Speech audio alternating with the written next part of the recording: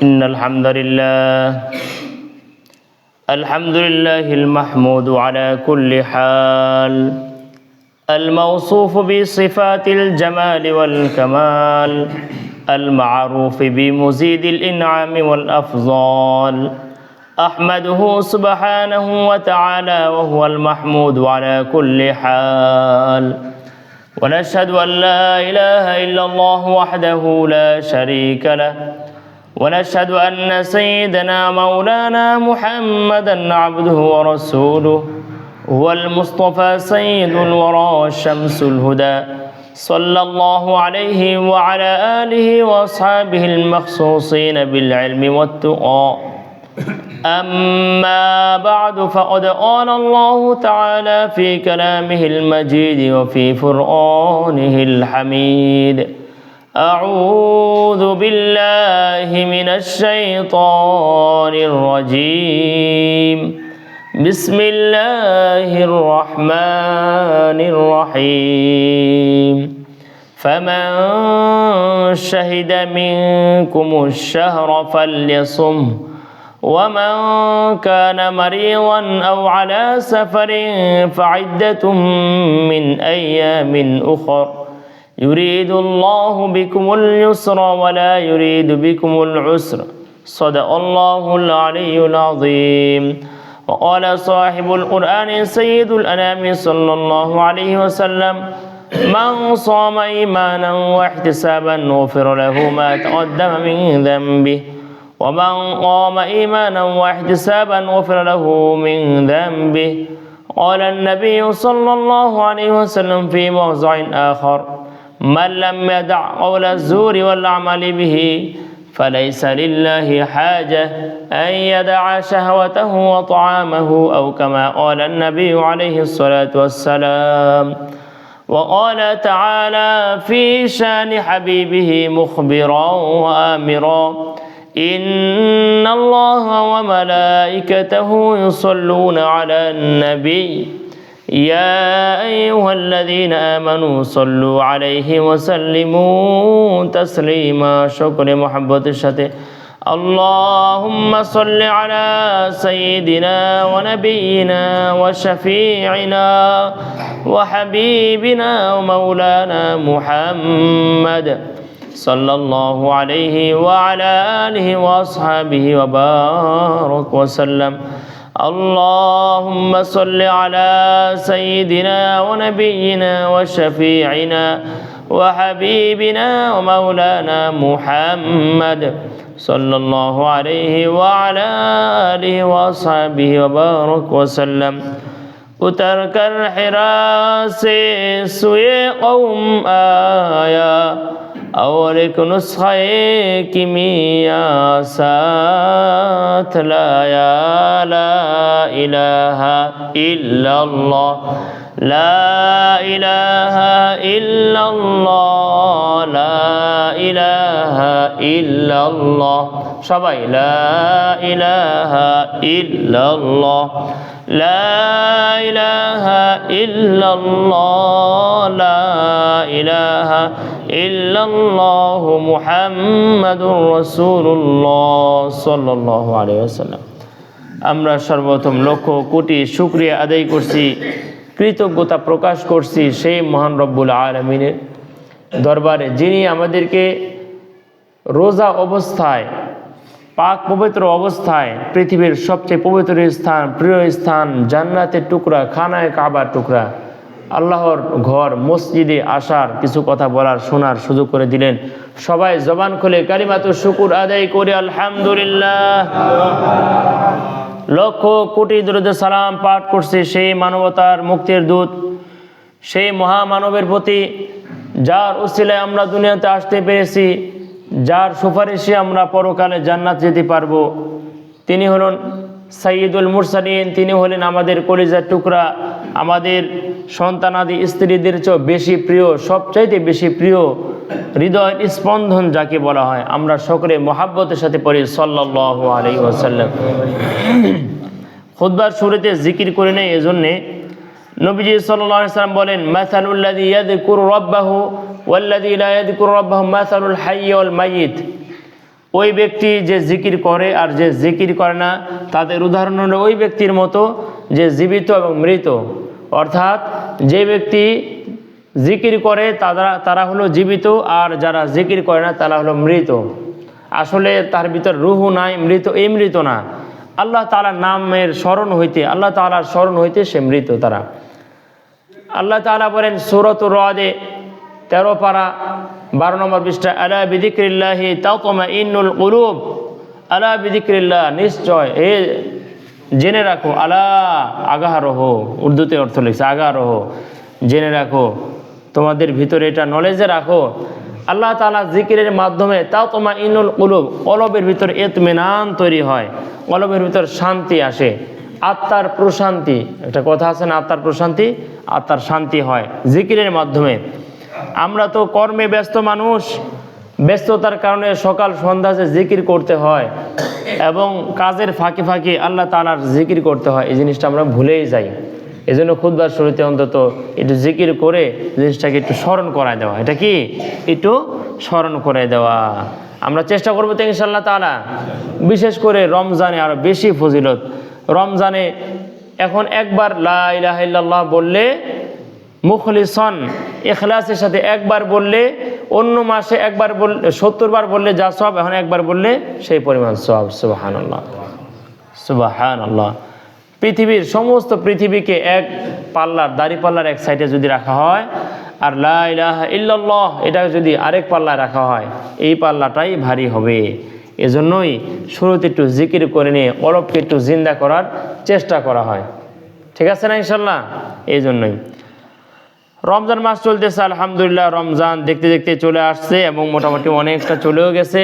আমাদের অনেক বাবাজি, ভাইরা, মুরব্বীরা, মা বোনেরা রোজা রাখতেছেন, আলহামদুলিল্লাহ। আল্লাহ তাআলার মেহেরবানি।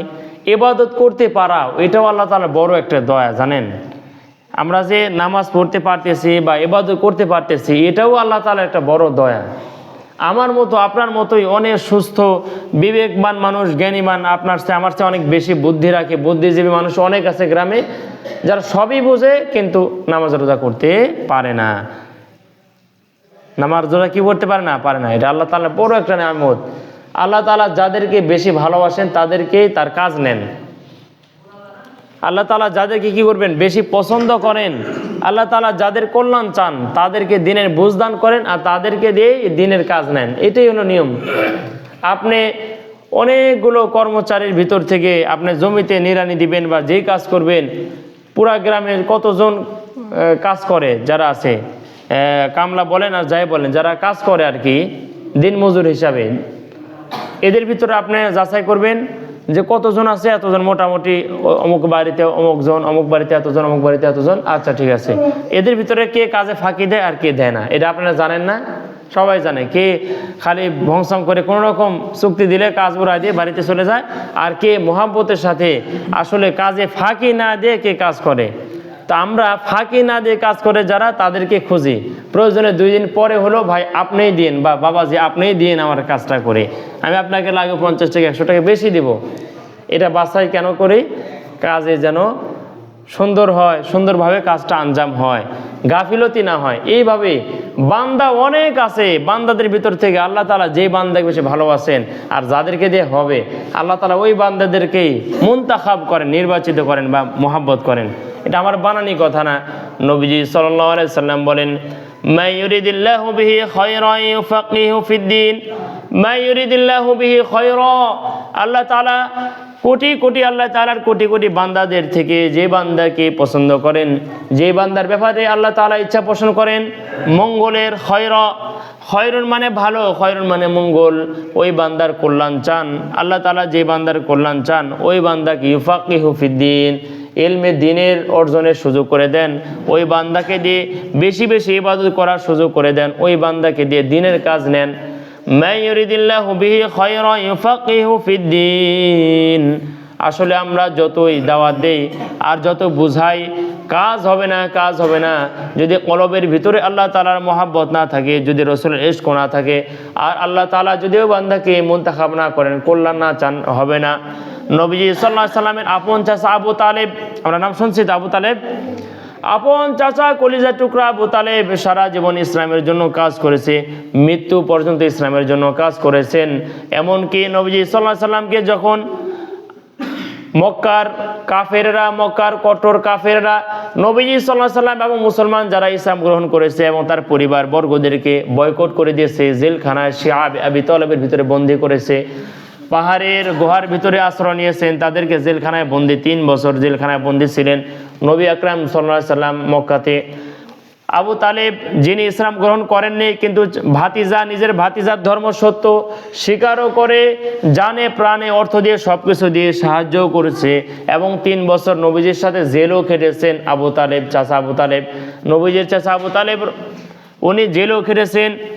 ওনারা জেল খাটা অবস্থায় এমন খাদ্যে কষ্ট দিয়েছে, এমন খাদ্যে কষ্ট দিয়েছে, বাংলাদেশে যেমন আয়না ঘরে কষ্ট দেওয়া হয়তো তার চেয়ে হয়তো বা বেশি কষ্ট দেওয়া হয়েছে, যে তাদেরকে পাতা, খেজুরের পাতা ইত্যাদি লতা পাতা খেতে দেওয়া হয়েছে, খাদ্য পরিহার করে, সবাই ব্যবসা বাণিজ্য পরিহার করেছে। ওখানে কাগজের ভিতর লিখে দিয়েছে যে কোনো ব্যক্তি, কোনো দোকানদার এদের কাছে মাল বিক্রি করতে পারবে না, কোনো খাদ্য বহনকারী এদের কাছে খাদ্য বহন করে নিয়ে যেতে পারবে না, যে যাবে তাদেরকে বয়কট, তাদেরকেও জেলখানায় বন্দি করা হবে, এরকম নোটিশ জারি করে দিয়ে কাবা ঘরের সাথে ঝুলাই দেওয়া হয়েছে, কেউ আর ওখানে যেতে পারে না। শেষ পর্যন্ত সাহাবীরা নবীজি সাল্লাল্লাহু আলাইহি সাল্লামের সাথে যারা আবদ্ধ ছিলেন জেলখানায়, তারা বলতেছেন আমরা গাছের পাতা লতা খেতে খেতে ছাগলের পায়খানার মতো গুটি গুটি আমাদের পায়খানা হয়ে গেছে, জীবন নাশ হয়ে যাওয়ার সম্ভাবনা। নবীজি সাল্লাল্লাহু আলাইহি সাল্লাম অনেক দোয়া করেছেন। শেষে দোয়া কবুল হওয়ার পরে যখন খবর গেছে যে ওই যে নোটিশ ছিল, ওই নোটিশ সবগুলো খেয়ে ফেলছে রুই পোকায়। কিসে খেয়ে ফেলছে? রুই পোকায় খেয়ে ফেলেছে। তো নোটিশ ছেড়ে ফেলে দেওয়া হয়েছে। 3 বছর জেল খেটেছেন আবু তালেব, 3 বছর জেল খেটেছেন। এটা এই জন্য বলতেছি, দেখেন ইসলামের জন্য এত কাজ করেছেন। মৃত্যুর সময় যখন ঘনিয়ে আসছে, নবী মুহাম্মদ সাল্লাল্লাহু আলাইহি সাল্লাম আবু তালেবের পাশে গিয়ে বলতেছেন, চাচা সারা জীবন আমার সাথে সাথ দিয়েছেন, অর্থ দিয়েছেন, শ্রম দিয়েছেন, জান তোর মেহনত করেছেন, আমার সাথে জেলও খেটেছেন। আপনি মানুষদেরকেও বলেন ইসলাম ধর্ম সত্য, এটা আপনি সত্যায়ন করেন, সবই করেন, কিন্তু আপনি একবার শুধু লা ইলাহা ইল্লাল্লাহ বলেন, যদিও মুহাম্মাদুর রাসূলুল্লাহ আপনি নাও বলেন সমস্যা নেই, অন্তত একবার লা ইলাহা ইল্লাল্লাহ বলেন, তাহলে আমি সুপারিশ করে আপনার জন্য জান্নাতের ফয়সালা করব।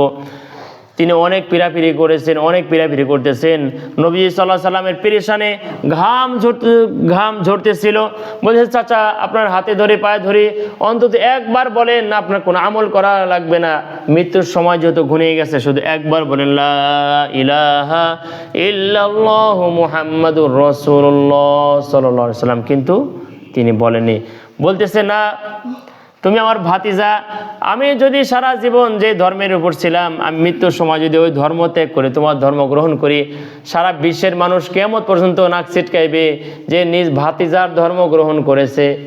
কি বলবে? ভাতিজার ধর্ম গ্রহণ করেছে, বাপ দাদার ধর্ম ত্যাগ করেছে। আমার যে লজ্জা, এই লজ্জা আমি মৃত্যুর পরেও কই রাখবো? মৃত্যুর পরে নাকি লজ্জা, এই লজ্জা আমি কই রাখবো? এই জন্যই আর ইসলাম গ্রহণ করেননি।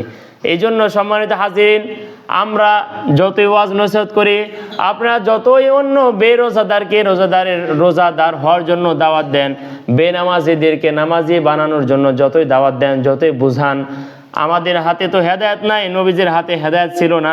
আল্লাহ তাআলা ওই সময় একটা আয়াত নাজিল করেছিলেন, ইন্নাকা লা তাহদি মান আহবাবতা, হে নবী, হে আমার প্রিয় হাবিব, আপনি যাকে ভালোবাসেন, মহব্বত করেন, তাকে হেদায়েত দিতে পারবেন না। ওয়ালাকিন্নাল্লাহ ইয়াহদি মান ইয়াশা, আল্লাহ তাআলা একমাত্র হেদায়েত দিবেন। হেদায়েতের মালিক কে? আল্লাহ। হেদায়েতের মালিক একমাত্র আল্লাহ। আপনি আপনার কলিজার টুকরা চাচাকে এত মহব্বত করেন, আপনি পিরাপিরি করতেছেন, সেই জন্য মৃত্যুর সময় লা ইলাহা ইল্লাল্লাহ বলে, কিন্তু হেদায়েতের মালিক তো আল্লাহ, আপনি চাইলেই তো হবে না। ইন্নাকা লা তাহদি মান আহবাবতা ওয়ালাকিন্নাল্লাহ ইয়াহদি মান ইয়াশা ওয়া হুয়া আ'লামু বিল মুহতাদিন, আর তিনি ভালো জানেন কারা কারা হেদায়েত পাবে।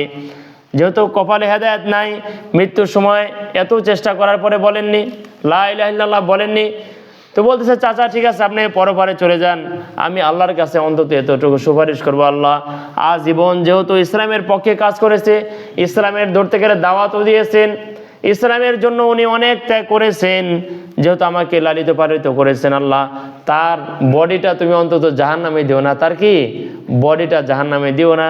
আল্লাহ তাআলা এই দোয়াটা কবুল করেছেন, তার বডিটা জাহান্নামে যাবে না, তবে পায়ে খালি আগুনের জুতা পরিধান করানো হবে। কিসের জুতা? আগুনের জুতা, এই ছাড়া আর কোনো জাহান্নাম হবে না। তবে নবীজি সাল্লাল্লাহু আলাইহি ওয়াসাল্লামের ব্যাখ্যায় বলেন আগুনের জুতার এত পাওয়ার হবে, এতই বেশি ভোল্ট হবে আগুনের, যে মাথার ঘিলু এখান থেকে টকবক করে গলতে গলতে পা পর্যন্ত আসবে, আবার জীবিত হবেন। আবার এইভাবে যেহেতু মৃত্যু হয়ে গেছে, মৃত্যুর কিন্তু মৃত্যু হয়ে যাবে। আমরা মৃত্যুর পরে এই যে মৃত্যু নামক একটা জিনিস যা আছে, এই মৃত্যুর কিন্তু একবার মৃত্যু হয়ে যাবে, এরপরে আর কারো মৌত হবে না, এটা সর্বশেষ। আমরা যে মৃত্যুবরণ করতেছি, মৃত্যুরও একবার মৃত্যু হবে। এটা কোথায়? হাসরের ময়দানে। এটাও হাদিসের ভিতরে আসছে, নবী সাল্লাল্লাহু আলাইহি সাল্লামের বাণী থেকে বোঝা যায়, জানা যায় যে হাসরের ময়দানে সমস্ত জান্নাতীরা জান্নাতের এমন স্থানে দাঁড়াবে, জাহান্নামীরা জাহান্নামের এমন স্থানে দাঁড়াবে। আমরা কোনো অনুষ্ঠান করার সময় যেরকম স্টেজে কোনো অভিনয় করে বা বক্তা ওয়াজ করে সবাই যেমন দেখতে পারে, ওই হাসরের ময়দানে এমন একটা স্টেজ থাকবে যে স্টেজের উপরে মৃত্যুকে একটি দুম্বার রূপ দেওয়া হবে। কিসের রূপ? দুম্বার আকৃতি দেওয়া হবে। যেদিন আজরাইল আলাইহিস সালামও নিজের জান কবজ করবেন, উনি তো সবার শেষে মারা যাবেন। কে মারা যাবে সবার শেষে? হযরত আজরাইল আলাইহিস সালাম, যার দায়িত্ব আদম আলাইহিস সালামের যুগ থেকে কিয়ামত পর্যন্ত যত প্রাণী আছে সবার জান রূহ কবজ করা, যত জিন আছে, মানুষ আছে, ফেরেশতা আছে, যত প্রাণী আছে সবার জান তো কবজ করেন আজরাইল আলাইহিস সালাম। সর্বশেষে আজরাইল আলাইহিস সালাম নিজের ভিতরে হাত দিয়ে নিজের জান কবজ করবেন। কবজ করার পরের ঘটনা এটা, হাসরের ময়দানে আল্লাহ তাআলা একটি মেষ বা একটি দুম্বার আকৃতি দিবেন মৃত্যুকে। সবার সামনে সমস্ত জাহান্নামীরা দেখতে পাবে, সমস্ত জান্নাতীরা দেখতে পাবে। এমন একটা স্টেজ থাকবে, উঁচা একটা জায়গা থাকবে, ওইখানে গিয়ে ওই মৃত্যু নামক যে একটা জন্তু, এটাকে জবাই দেওয়া হবে সবার সামনে। এরপরে ফালা ইয়ামুতু ফিহা ওয়ালা ইয়াহইয়া, জান্নাতে কেউ আর জীবনে মারা যাবে না, জাহান্নামের জীবনে আর কেউ মারা যাবে না। মৃত্যু নামক জন্তুটাকে যখন জবাই করে দেওয়া হবে, তখন এই খুশিতে জান্নাতীরা এত খুশি হবে, খুশিতে একটা চিৎকার দিবে। যদি মৃত্যু নামক জন্তু থাকতো তাহলে চিৎকার দিয়ে তারা আনন্দে ওইখানে আত্মহারা হয়ে মারা যেত, খুশিতে যে আমরা সারা জীবন জান্নাতে থাকবো, আমরা আর কোনোদিন মরবো না, এত খুশি হবে। অনেক সময় খুশিতে মানুষ বেহুশ হয়ে যায় না? সাধারণ গরিব মানুষ যদি হঠাৎ করে শুনে আপনি 100 কোটি টাকার মালিক, শুনে তো ওখানে হার্ট ফেল করবে। হ্যাঁ, এটা স্বাভাবিক। মানে এত টাকার মালিক কেমনে, এটা সম্ভব? কেমনে সম্ভব? ইম্পসিবল। এটা কেমনে সম্ভব? খুশিতে আত্মহারা হয়ে অজ্ঞান হয়ে মারা যেতে পারে, আত্মহারা হয়ে যেতে পারে। তো জান্নাতীরা এর মনে খুশি হবে। এরপরে জাহান্নামীদের পালা। জাহান্নামীরা যখন দেখবে ওই মৃত্যু নামক জন্তুকে জবাই করে দেওয়া হয়েছে, আর মৃত্যু হবে না, তখন তারা এমন একটা বিকট আওয়াজে কলিজা ফেটে মারা যেত, এমন একটা চিৎকার দিবে। যদি মৃত্যু থাকতো তাহলে তারা সেদিন মারা যেত। এমন একটা অবস্থা হবে তাদের, ভয়ঙ্কর একটা অবস্থা। কেন? আর তো কোনোদিন মরবো না। জাহান্নামে যতই পড়ি, যতই ফেরেশতারা যতই পিটাক, সাপ যতই দংশন করুক, আর যতই দুর্গন্ধময় অবস্থানে থাকি, যত ঠান্ডার আযাবে থাকি আর গরমের আযাবে থাকি, আমাদের তো আর মৃত্যু হবে না। এই যে একটা কষ্ট, আজীবন আমাদের এই কষ্ট ভোগ করতে হবে, তা আর তো আর মরণ হবে না। এই কষ্টে তারা এমন একটা চিৎকার দিবে, যদি মৃত্যু নামক জন্তুকে না মারা হতো তাহলে তারা ওইখানে মেরে যেত কলিজা ফেটে। তারা কি কলিজা ফেটে টেনশনে ওখানে মারা যেত। কিন্তু মৌত নামক জন্তুকে যত জবাই করে দেওয়া হয়েছে, আর মরবে না। সম্মানিত হাজিরিন, এই জন্যে বলি, আমরা যতই ওয়াজ নসিহত করি আর হুজুরেরা যতই বুঝায় লাভ নাই। আল্লাহ তাআলা যদি ভালোবেসে হেদায়েত না দেন, যতই বুঝায় কোনো লাভ হবে না। তার কলব মরে গেছে। কি? তার কলব মরে গেছে। রোজা রাখার ব্যাপারে যতই বলি, রোজা রাখার ব্যাপারে নবীজি সাল্লাল্লাহু আলাইহি ওয়াসাল্লাম হাদিস, নবীজি সাল্লাল্লাহু আলাইহি ওয়াসাল্লাম বলেন, কিয়ামতের দিন কঠিন ময়দানে রায়্যান নামক দরজা থাকবে, জান্নাতের দরজা। ইউকালু লাহু আর-রায়্যান লা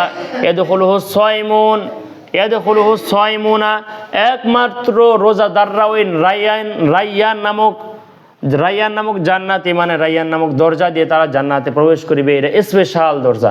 এটা কি থাকবে? স্পেশাল গেট থাকে না, স্পেশাল, যে জনসাধারণের জন্য প্রবেশ নিষেধ। অনেক অফিস আদালতে এটা লেখা থাকে না? তাহলে জনসাধারণের জন্য প্রবেশ করতে পারবে কারা? যারা স্পেশাল বা ওখানকার চাকরিজীবী বা বড় অফিসার, তারা। তো কিয়ামতের দিন হাসরের ময়দানে রায়্যান নামক দরজা দিয়ে শুধু রোজাদার স্পেশাল ব্যক্তি যারা তারাই প্রবেশ করতে পারবে।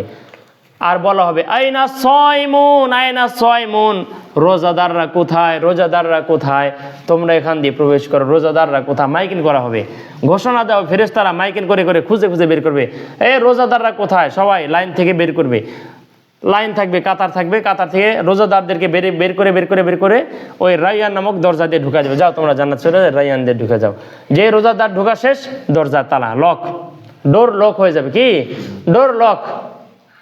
ওদের আর ওই ইয়ার নিচে আর ছায়া লাগবে না, ওই যে তাপের নিচে আধা হাত উপরে সূর্য আসবে, যে ওই তাপের নিচে আর ওদের থাকা লাগবে না, বাদ বাকিদের থাকা লাগবে। রোজা রাখবেন কিনা, রায়্যান নামক দরজা দিয়ে ঢুকবেন কিনা, এটা আপনার ইচ্ছা, এটা কি আপনার ইচ্ছা। অনেক এলাকায় আইন করা থাকে, রোজা না রাখলে এরকম শাস্তি সেরকম শাস্তি। ওই যে শিকারপুর আলিয়া মাদ্রাসার ওইদিকে আহলে হাদিসদের ইয়া বেশি, অবশ্য ওই এলাকাটা খুব কড়া আইন, সমাজের নেতারা আইন করছে যে রোজা না রাখলে এই ঈদের আগের দিন বিচার বসে, কারা কারা রোজা রাখছে কারা রোজা রাখে নাই, সব নোটিশ করে, বাড়ি বাড়ি গিয়ে গিয়ে সিস্টেম করে করে লোক আছে সমাজের যারা কাজ করে আর কি সমাজের, ওরা হলো ওগুলা নোটিশ করে করে রাখে। বাস বেরোজাদারকে সবার সামনে কান ধরে উঠা বসা আর জরিমানা, সবার সামনে 50 বার 100 বার করে, এরা কি শুনছিলাম 100 বার করে কান ধরে উঠা বসা করেছে সবার সামনে, সমস্ত এলাকার সবার সামনে, বুঝেন, কান ধরে উঠা বসা করানি আর টাকা জরিমানা, 500 বা 1000 টাকা জরিমানা সমাজে। অনেক মানুষ মানে ভয়ে রোজা রাখে, এটা কি, এটা একটা ভয়ে রোজা রাখে, যে রোজা না রেখে কান ধরে উঠা বসা করা লাগবে এতগুলো মানুষের সামনে। এরপর এই নাটোরে ওই ইয়ার দিকে ওই যে চিনির মিল আছে, এই সাইডে একটা এলাকা আছে, ওই সাইডের 4-5 বছর আগে আমি একবার গেছিলাম, ওখানকার চেয়ারম্যানের উদ্যোগেই এরকম একটা ইয়া নিছে যে বেরোজাদার যারা রোজা থাকবে না যে বাড়িতে, ওরা হলো সমাজ থেকে বয়কট, ওরা কি সমাজ থেকে বয়কট, ওরা মসজিদে নামাজ পড়তে পারবে না, এরকম করা আইন। আমাদের অঞ্চলে সহজ আছে, মনে চাইলে রোজা রাখে, মনে চাইলে রোজা রাখে না, কিন্তু এরকম করা আইন আসলে থাকা উচিত। ওই যে সৌদি আরবে যারা থাকছেন, নামাজ না পড়লে 100 টাকাত করে পড়ায় না, সৌদি আরব যারা থেকে আসছে, ধরা পড়লে 100 টাকা, পরের বার 200, পরের বার মনে হয় 1000 না কত জানি আইন আছে, ধরা পড়লে 100 টাকা, আর জরিমানা হয়তো বা আছে। আবার গো ব্যাগ পাঠায় দেয়, অনেক সময় এরকমও শোনা যায় যে ব্যাগ পাঠায় দিছে। আমাদের দেশে এরকম আইন নাই, যেহেতু ইসলামী আইন না, ইসলামী রাষ্ট্র, তবে ইসলামী আইন না, ইসলামী আইন হওয়া জরুরি। সম্মানিত হাজিরিন, দেখেন আমরা তো সারা বছর খাই, একটা মাস এই 10-12 ঘন্টা অনেক সময় এমনি আমাদের খানা খেতে দেরি হয়, তা আমরা কি একবারে মারা যাই? আসলে মনের ব্যাপার, এটা কি মনের ব্যাপার। কারো যদি মনে চায় আমি রোজা রাখবোই, যা ইচ্ছা তাই হয়ে যাক, সে রোজা রাখতে পারবে। এই 3 দিন আগে আমার সারাদিন পেট ব্যথা করেছে গ্যাসে, আমি বলছি যে দেখি ধৈর্য ধরে, পেট ব্যথা করছে অনেক, খুব পেট ব্যথা করেছে, গ্যাসের রোগী আমি বলছি একটু দেখি। একবার ডাক্তারের কাছে গেছিও, রকির সাথে দেখাও করে আসছি, গ্যাসের ওষুধ নিয়ে আসছি, আমি কই না আরো দেখি বিকালবেলা আলহামদুলিল্লাহ হতে হতে কি হয়ে গেছে, ভালো হয়ে গেছে। এটা আমার বড়ত্বের জন্য বলতেছি না, এটা বলতেছি আসলে আপনি যদি মনে করেন আমি রোজা রাখবো, আপনি রোজা রাখতে পারবেনই, এটা আল্লাহ তাআলা হিম্মত দিবেন, শুকায় যাবেন, কয় কেজি আর শুকাবেন, আর পরে আবার বেশি করে খাবেন, আবার ঠিক হয়ে যাবে, এটা কিছু না। আসলে জাহান্নামে যখন গিয়ে ওই রক্তপুষ খাবেন, তখন বুঝবেন এর ঠেলাটা কি, দুর্গন্ধময় জিনিসটা খাবেন কোটি কোটি মানুষের সামনে, এর চাইতে লজ্জার বিষয় আর কি থাকবে? সমস্ত মানুষদের সামনে এখন বিচারে কাঠগড়ায় দাঁড় করানো হবে, আর উপায় থাকবে না। তখন কিন্তু মাথা নিচা করেও লাভ নাই, ফেরেশতারা আগুনের দড়ি, আগুনের শিকল এই নিচের রাস্তা দিয়ে ঢুকায় মুখ দিয়ে বের করবে, দিয়ে এইভাবে টানে হেসরায় নিয়ে যাবে, যেতে চাবে না, আগুনের চাবুক দিয়ে পিটাবে আর নিয়ে যাবে। এরকমই আছে, এমনকি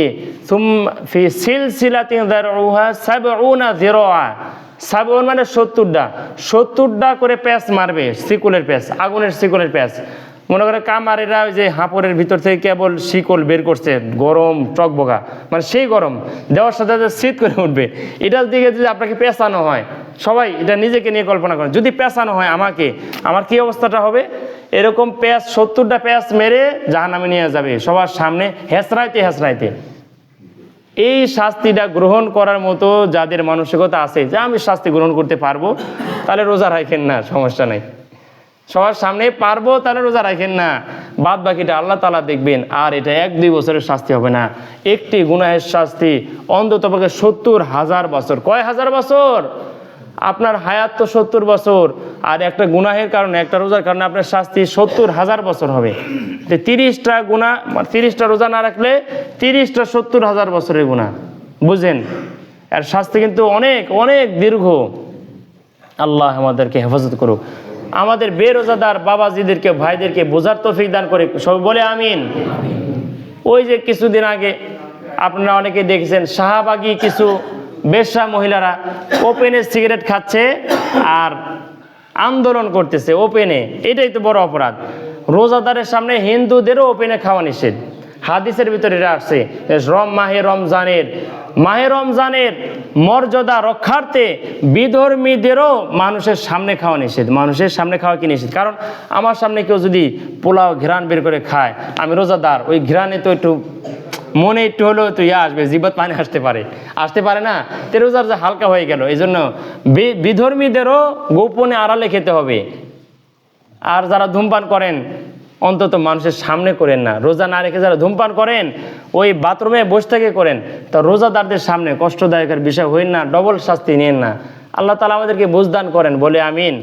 সামনে যে কয়টা রোজা আছে আল্লাহ তাআলা আমাদের সকলকে সুস্থতার সাথে, ইমানের সাথে, আমলের সাথে রাখার তৌফিক দান করেন, বলে আমিন। ফেতরার ব্যাপারে একটা বিষয় বলি। ফেতরা খেজুর, কিশমিশ, মানে 6টা জিনিস দেখ ফেতরা। যে এলাকায় যেটা চল আছে, আমাদের এলাকা হলো আটা ময়দার চল বেশি। আর আরেকটা বিষয় মাসলার ভিতরে পেলাম যে যাদের সচ্ছলতা বেশি তারা হলো চল আমাদের এদিকে আটা ময়দার থাকলেও অর্থ বেশি, ওইটা দিয়ে দিতে হবে। যেটা ফকিরের মানে গরিবের লাভ, এটাই দিতে হয়। গরিবের লাভেরটা এটা দিতে হয়। আমি গরিব অসহায় মানুষ, আমিও দিচ্ছি 100 টাকা, আর আপনি 1 কোটি টাকার মালিক, আপনিও দিচ্ছেন 100 টাকা, তাই তো সবাই একই তো হয়ে গেল। যার অর্থ বেশি সে 2700 টাকা, 2100 টাকা, 1700 টাকা, 1100 টাকা, আর হলো সর্বনিম্ন হলো 100 টাকা। এটা কি সর্বনিম্ন 100 টাকা? এই সর্বনিম্ন 100 টাকা আমাদের জন্য, কিন্তু আরবের হিসাবে, এই যে গমের হিসাবে কিন্তু তখন অনেক মূল্য। তখন তাদের কাছে খেজুরের দাম ছিল কম, আর গমের উৎপাদন ছিল না। বাহির থেকে তারা গম উৎপাদন আমদানি করে ছাতু বানিয়ে বা বানাইতো, কি ময়দা বানাইতো। এই জন্য এটা খরচ পড়তো বেশি। আর আল্লাহ তাআলা আমাদেরকে এমন সহজ করে দিয়েছেন, ময়দার দাম কম, খেজুরের দাম বেশি। এই জন্য তাদের কাছে খেজুর দেওয়া সহজ ছিল, খেজুর, কিশমিশ এগুলা দেওয়া সহজ, সবচেয়ে কম দামে। আর আমাদের হয়ে গেছে এটা এখন বেশি দাম। আমাদের সমর্থ অনুযায়ী আমরা দিব ইনশাআল্লাহ তাআলা, ঠিক আছে? সবাই নিম্নে যারা দিবেন সর্বনিম্ন ফেতরা হলো 100 টাকা। আমি এমনও খবর পেলাম আমাদের সমাজের, আমাদের মহল্লার নাকি অনেক মানুষ ফেতরাও দেয় না। নাউজুবিল্লাহ, ফেতরাও নাকি দেয় না। তো যারা ফেতরা দেয় না খবর পাবেন যে অন্তত আপনারা আশপাশের লোকেরা তাদেরকে ফেতরা দিয়ে আসেন। তারা যত মাসিক দেয় না, তারা আপনারা খান নাকি? তারা ফেতরা গোপনে দিয়ে আসবেন যে ভাই আপনি যত ফেতরা দেন না, আপনারা অন্তত ফেতরাটা খান, খায়া হলো শিখেন। হ্যাঁ না বলতেছি, তাও ফেতরাটা দেন না বলতেছি, এই জন্য অন্তত ভিতরে যেন একটু লজ্জাবোধ আসে যে আমি কেন ফেতরাটা দিব না। যে একেবারে মিসকিন, যার কিছু নাই, ওই হলো ফেতরা খাবে। আর আমাদের এখানে আমার জানা মতে আমাদের গ্রামে কোনো মিসকিন মনে হয় নাই যে যার কিচ্ছু নাই। আছে কি? এরকম মনে হয় না, থাকতেও পারে। না না না, যে একেবারে মিসকিন, যার কিচ্ছু নাই, কোনো ধন সম্পদ, জায়গা মাটির থেকে শুরু করে তার আশ্রয়ের কোনো স্থান নাই, এরকম ব্যক্তিকে মিসকিন বলে। মিসকিন হলো ফেতরা খাবে, তার ফেতরা দেওয়া লাগবে না। আর বাদ বাকি সবার ফেতরা দেওয়া লাগে। আমাদের এখানে তো আমার জানা মতো মিসকিন না, থাকতেও পারে। তো বাদ বাকিরা সবাই ফেতরা দিবেন ইনশাআল্লাহ তাআলা। আর যারা গরিব ফেতরা দিবেন, কিন্তু আবার অন্যদেরকে খাওয়ার সুযোগ আছে, অসুবিধা নাই। সবাই ফেতরা দিয়ে দিবেন। রমজানের ভিতরে অনেক সাহায্যকারী আছে, বিশেষ করে এতিমখানা মাদ্রাসাগুলা দিলে লাভ কি? গরিবদেরকে দেওয়ার সব। আর আল্লাহ তাআলার যারা কাজ করতেছে, দিনের কাজ করতেছে, দিনের কাজের সহযোগিতারও সব পাবেন ইনশাআল্লাহ তাআলা, ডবল সব।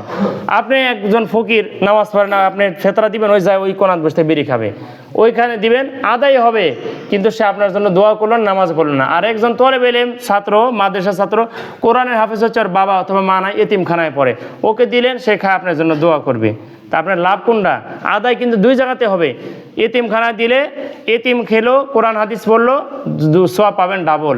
আর ওই যে বেনামাজিকে আপনি দিলেন, আপনার আদায় হলো, কিন্তু সে তো শুকরিয়া আদায় করলো না, সে তো আপনার জন্য দোয়া, চোখের পানি ফেলে দোয়া করবে না, সে তো কোরআন পড়ে আপনার জন্য দোয়া করবে না, আপনার বাবা মায়ের জন্য দোয়া করবে না। এই জন্য আমরা বিবেকমান, সবাই বুঝি, সবাই ভালো মন্দ বুঝি না, সবাই যেহেতু বুঝি, আমরা চেষ্টা করব যেভাবে আদায় করলে লাভ হবে, আমার আপনার লাভ হবে, সেভাবে দিব ইনশাআল্লাহ তাআলা। যে কথাগুলো বললাম, আল্লাহ তাআলা সর্বপ্রথম আমাকে আপনাদেরকে আমল করা তৌফিক দান করে, আমিন। আসসালামু আলাইকুম ওয়া রাহমাতুল্লাহ। আসসালামু আলাইকুম রহমতুল্লাহ। আমার এক ভগ্নি হয়েছে উদয়পুরে, মানে হাজির সাহেবের জামাই, আমার মামার জামাই, 500 টাকা মূল্য দিতে, যে সব বক্তাদেরকে একটু বলে দিয়ে ভাই আমার জন্য একটু দোয়া করবো, আমার আত্মীয় স্বজনের দোয়া করে, তা আপনারা দোয়া করবেন, আর বেশি বেশি সে মধ্যে দান করতে পারে, সবাই দোয়া ইনশাআল্লাহ। আর রমজান মাস চলতেছে, যেহেতু 1 টাকা দান করলে 70 টাকার সওয়াব।